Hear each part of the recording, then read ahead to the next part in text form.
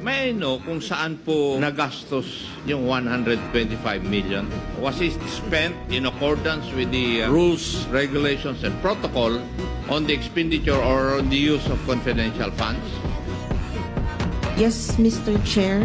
As indicated sa accomplishment report ko, na-liquidate naman po nila based on confidential expenses as required by the Joint Circular po. Bakit nag-issue po kayo ng notice of disallowance?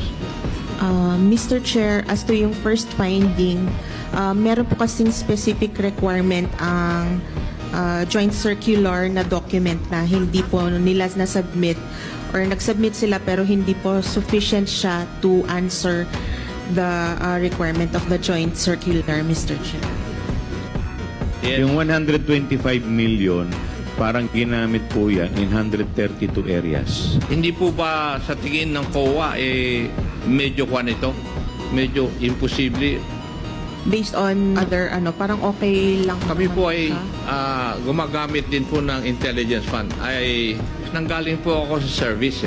Mr. Chair, ang identified lang po ay number of areas pero pwede din pong i-consider yung kung ilang tao po yung pinag-spendan ng funds, Mr. Chair. But the liquidation report does not say so. In-assume na lang ninyo yun eh. Mr. Chair, meron po silang submitted na mga documentary evidence. Okay.